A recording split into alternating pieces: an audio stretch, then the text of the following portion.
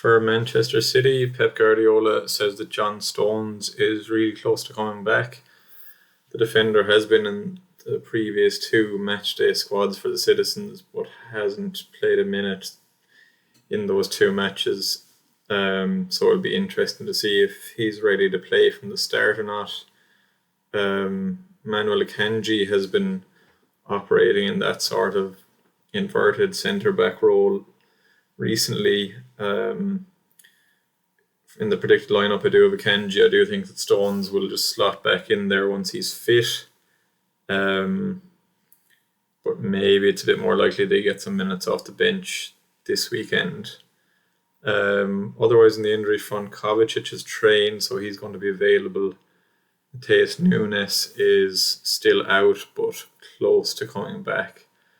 And Kevin De Bruyne is the only other flag player for Man City. He's not expected back until the new year. No definitive time on that. And it's going to be a case of, again, when De Bruyne is back in full training, that's when we can start thinking about how he'll, be used in the Man City 11. But that is a good long way off.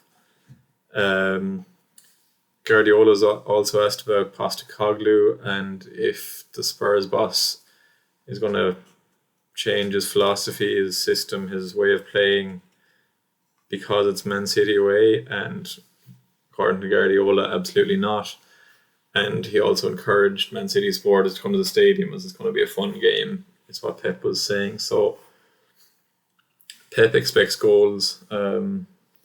Sounds good for those of us who are going to captain Haaland this weekend.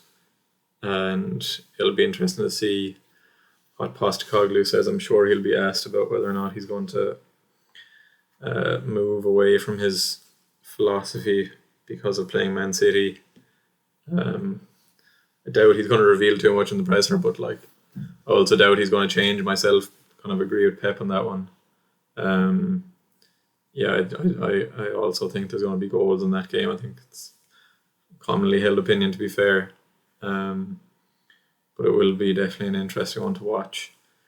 The predicted lineup, it's really a 3-2-4-1.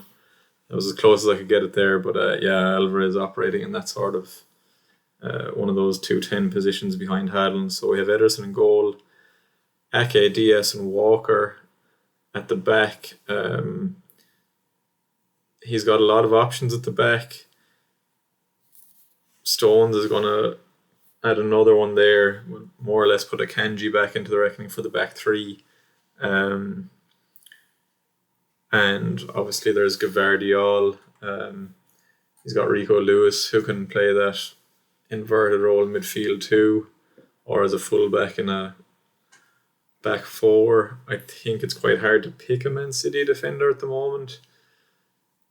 Ruben Diaz got hooked at half time in the Champions League in midweek.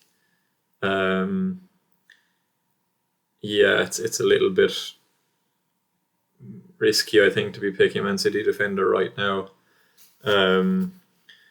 If they have the blank in 18 anyway, so I'm not sure people will really be going there right now.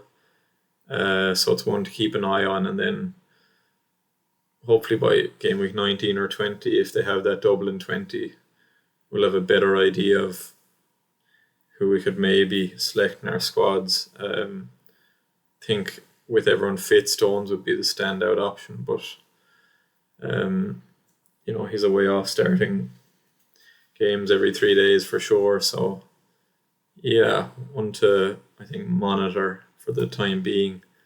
We have Akanji in that inverted role beside Rodri in midfield.